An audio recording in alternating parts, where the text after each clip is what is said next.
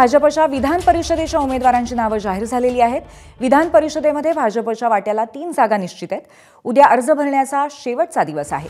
संदीप जोशी, संजय केनेकर आणि दादाराव केचे अशी भाजपच्या उमेदवारांची नावे आहेत। विधानसभा निवडणुकीनंतर काही विधान परिषदेचे सदस्य हे विधानसभेचे आमदार बनल्यामुळे 5 जागा रिक्त आहेत आणि त्यामुळे पुन्हा एकदा निवडणूक होणार आहे। त्यासाठी भाजपच्या विधान परिषदेच्या उमेदवारांची नावे जाहीर करण्यात आली आहेत। संदीप जोशी भाजप, संजय केनेकर आणि दादाराव केचे ही भाजपच्या 3 उमेदवारांची नावे आता जाहीर करण्यात आलेली आहेत आणि त्यांना उमेदवारी अर्ज भरण्याच्या दृष्टीने सूचना देण्यात आलेल्या आहेत। या महिन्यातच या निवडणुका पार पडणार आहेत आणि आमदारांच्या वोटिंगच्या माध्यमातून विधान परिषदेमध्ये जी निवडणूक होईल त्याच्यासाठी आता भाजपच्या विधान परिषदेच्या उमेदवारांची नावे जाहीर करण्यात आलेली आहेत।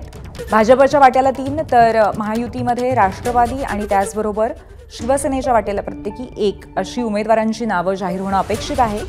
राष्ट्रवादी काँग्रेसच्या बाबतीमध्ये झीशान सिद्दीकी यांचं नाव चर्चेत जोर धरत असल्याची माहिती मिळतेय, परंतु या नावावरती शिक्कामोर्तब होतंय का हे आज कळण्याची शक्यता आहे। पण दरम्यान या परिस्थितीमध्ये आता भाजपने 3 जागा निश्चित केलेल्या आहेत। उद्या उमेदवारी अर्ज दाखल करण्याचा शेवटचा दिवस आहे।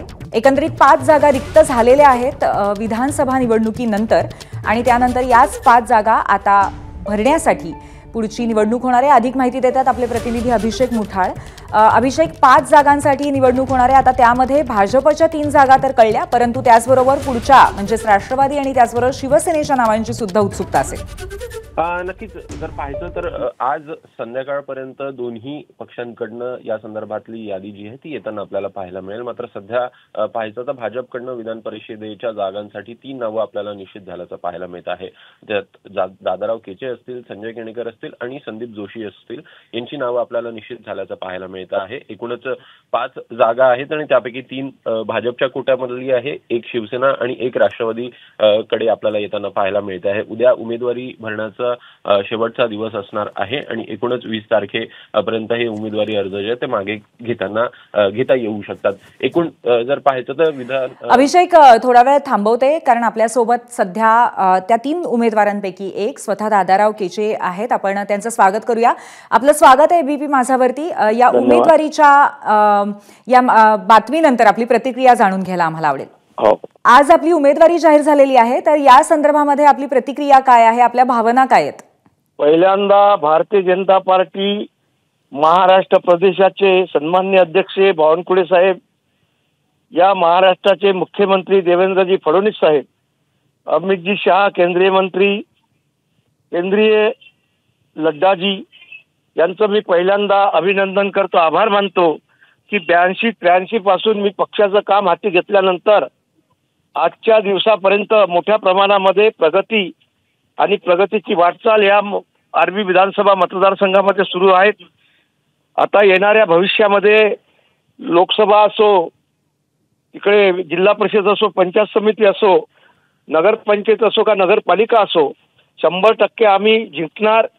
तेवढी चिकाटी, तेवढा दम आम्ही लावणार आणि या माध्यमातूनच माझ्यावर केलेले उपकार, त्याची उपकाराची परतफेड 100% मी विजयश्री खेचून आणण्यात देणार आहे। आणि आता इथून पुढची आपली वाटचाल कशी असेल या विधान परिषदेच्या उमेदवारीनंतर आणि या विधान परिषदेच्या आपल्या स्थानानंतर? विधान परिषदची मला उमेदवारी जाहीर झाल्यानंतर 100% पक्ष मला निवडून आणणार यात शंका नाही। पक्षाचं काम अधिक मोठं कसं करता येईल, पक्षामध्ये एक कार्यकर्ता कसा जोडला जाईल, त्या भावनेतून मी सतत काम करणार, सतत दौरे करणार आणि या जिल्ह्यामध्ये आर्वी विधानसभा मतदारसंघामध्ये सुद्धा मोठं काम जे उभं झालेलं अधिक त्याला बळकटी कसे देता येईल या भावनेतूनच निश्चितपणानं काम करेल, हीच माझी अपेक्षा आहे। धन्यवाद केशे साहेब, आपण दिलेल्या सविस्तर प्रतिक्रियेबद्दल। पुन्हा एकदा आपले प्रतिनिधी अभिषेक मुठाळ यांच्याकडे जाऊया। तर अभिषेक, आता आपण मगाशी चर्चा करत होतो ती अर्थातच या 3 भाजपच्या जागांबद्दल आणि या उमेदवारांबद्दल आणि त्याचबरोबर होणाऱ्या निवडणुकांबद्दल। अभिषेक, नक्कीच जसं आपण बोलत होतो की 5 जागा आहेत आणि 5 पैकी आता भाजपच्या 3 जागा जाहीर झाल्या आहेत. एक राष्ट्रवादीच्या कोट्यामध्ये येते आणि एक दुसरी शिवसेनेच्या कोट्यातली आहे. मात्र विरोधकांकडनं जर का एकही जागा देण्यात आली नाही तर ही 5ही जण जे आहेत ते आपल्याला विधान परिषदेवर जाताना पाहायला मिळणार आहे.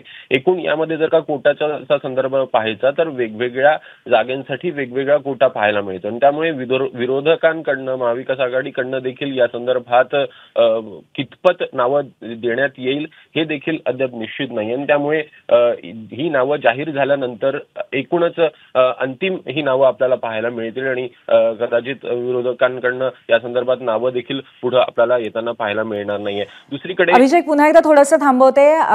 भाजपचे उमेदवार संदीप जोशी सुद्धा आपल्यासोबत या क्षणी आहेत. संदीपजी, आपलं स्वागत आहे.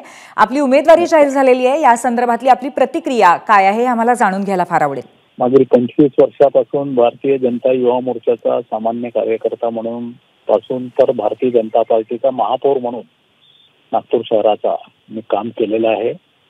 मला असं वाटतं की सर्वसामान्य कार्यकर्त्याला उमेदवारी द्यावी ही जी भारतीय जनता पार्टीची एकंदरीत रचना आहे त्या रचनेमधून मला आज उमेदवारी मिळालेली आहे.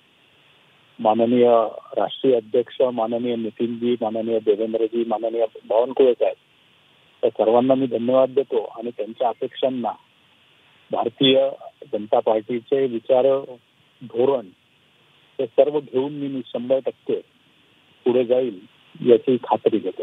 आणि पुढचा प्रवास अत्यंत सुविहित होईल आणि अगदी निर्विवादपणे आपण निवडून याल याची आपल्याला पूर्णपणे खात्री आहे का? पुढच्या प्रवासामध्ये हा सगळा अगदी सहज होईल असं वाटतंय का?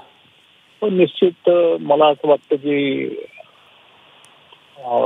समोरचे पक्ष उमेदवारी देखील भरतील की नाही अशा पद्धतीचे प्रश्न आहेत समोर. त्याच्यामुळे पुढचा जो प्रवास आहे तो निश्चितच निर्विवाद सोपा होईल असं मला वाटतं. धन्यवाद. आपण आमच्याशी संवाद साधलात आणि आम्हाला प्रतिक्रिया दिलीत त्याबद्दल धन्यवाद. एबीपी माझा, उघडा डोळे बघा नीट.